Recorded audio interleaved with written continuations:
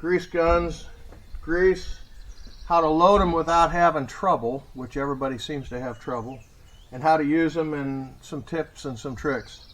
So next we're going to go to changing the cartridge, and the first thing you want to make sure is you want to make sure that the cartridge is empty. So when you go to pull out on the handle, you don't feel anything. It's empty. It's not pumping anything, or if it's a lever action, you don't feel anything. You know it's empty.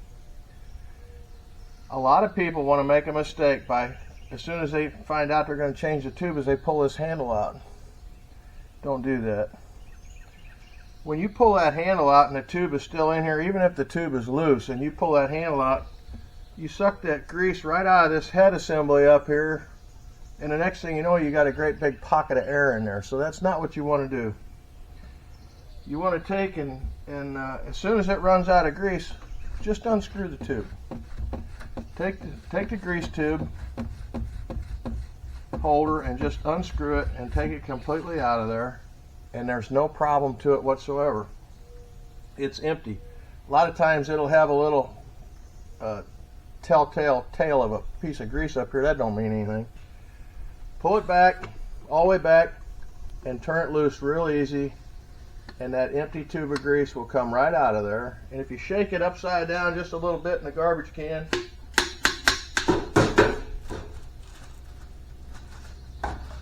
you don't even have to touch it, which helps keep your tube clean.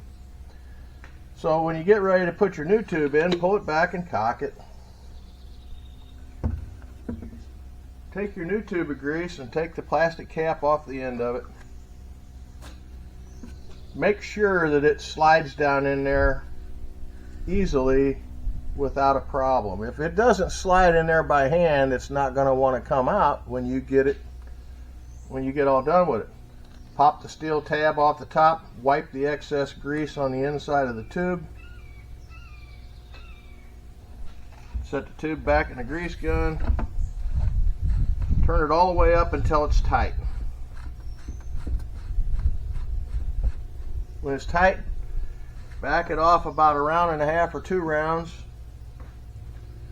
Take the handle loose and let the handle go in real easy, all the way in. Wipe the excess grease off of this right here. Tighten up the last 2 little revolutions of it, and it's ready to go to work. And it's not going to give you a minute's trouble, not 1 minute's trouble.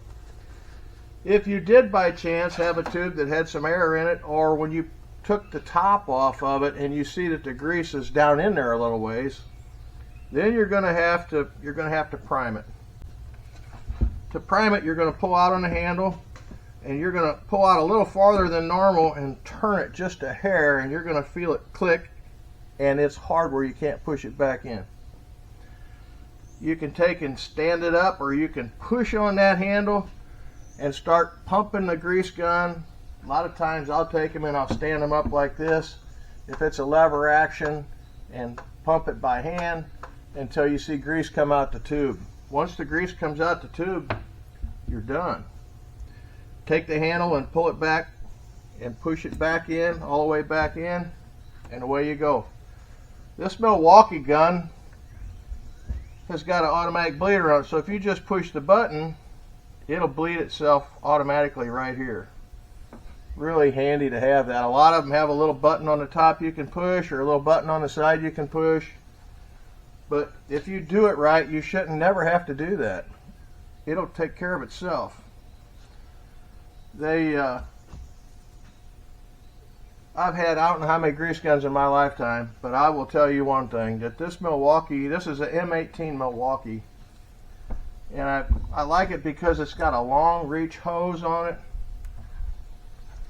and it's got a small coupler on the end. It's got a 2-speed transmission. It counts how many pumps, if you want it set on 5 or 10, or if you want to do it all the way up to 50. It's got a headlight on it. If you're working at night, greasing equipment at night, you can turn the light on and see what you're doing. It's just really a nice grease gun. When you go to grease, you always want to take a paper towel or a rag or something, and always wipe off your grease fitting before you go to grease it. And what that does is it keeps the grease out of your coupling here, and it also keeps the grease from going into what you're trying to grease, which is very important. You don't want to put dirt into a place where you're trying to put lubrication, and same way you don't want to get dirt in your coupling. So if you just take a minute and wipe your grease fitting off before you grease it, it is very beneficial to you and the machine. So just be aware of that. So anyhow, the next thing too is like this grease gun right here.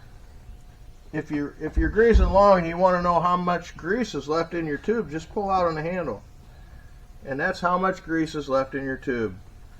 Very simple. As it keeps getting used up, it keeps going down until the point where you know when you go to pull on it, it's out of grease. Real simple. If you do it like I tell you there, you won't have a minute's trouble with it. Not a minute's trouble with it.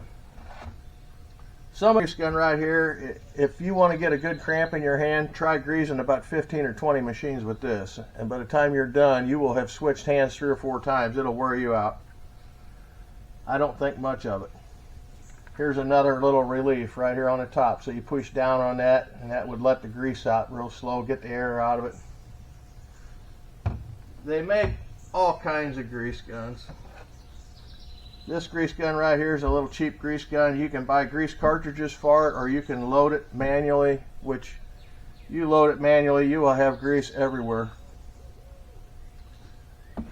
This is a Lincoln grease gun. I like it. It's a good lever action gun. For a manual gun, it does really good. I like Lincoln a lot. Lincoln makes good fittings. They make good grease guns. They make all kinds of stuff that's really good. This grease gun here is a manual load grease gun. You pull it out, you load the chamber by hand, but it's made to get into a little tight spot where you just set on the head. The inside of here is a little rubber, and it just sets on the top of the grease fitting, so the whole time you're using it you have to keep a lot of pressure on it. But it's really good in a tight spot like on a U-joint where you can't get a grease gun in there or something like that. It works really well for that. This little guy here is a palm greaser, and my sawmill down there, I use it to grease my sawmill. It puts out a very small stream of grease. You can see how small that is. It really works well. I'll show you a little part of my sawmill here real quick. So to show you this a little better, I made a sawmill, and this is basically what I did. I took some solid stock and I drilled a 3/8 hole through it for a 3/8 bolt. And then I drilled in 2 steps. I drilled a small pilot hole and then the outside taper hole so that you could get in here and grease it like this. Cable could still run over the top, or it could roll up and down against a flange without having a grease fitting in there. So get her on there, put good pressure on it, push it with the palm of your hand a couple, 3 times, and then you can see that it's got grease coming out at both ends of the tube where it's going to spin on that bolt. The one that Lincoln builds is awesome. It's got a 3-jaw chuck. It's got a metal bottom in it, so you don't have to worry about that rubber. And you can also take this thing apart. So if you take these 2 halves off, you can unscrew this. You can take these 3 jaws out of here and turn them around and put them back in and go again. So as the jaws wear out, it's just real easy to take them out, flip them over, tighten it back up, and you're back in business again. The only part I don't like about it is how wide it is. But on a big air-operated 100-pound grease keg, they work really well. My favorite one is a 3-jaw with a metal bottom, and you can find them about anywhere. Stick with something that costs you a little money and you'll be money ahead. There's nothing worse than having grease come leaking out around a grease fitting when you're trying to get it to grease. Which brings us down to the next point. Grease fittings. So I'm going to take the camera here and I'm going to show you my drawer of grease fittings, and I'm going to explain to you a little bit about good fittings and bad fittings.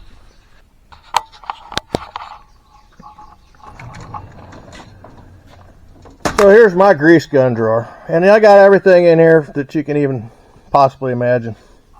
But when you look at a grease fitting, you can tell by looking at it if it's a decent fitting or if it's a piece of junk.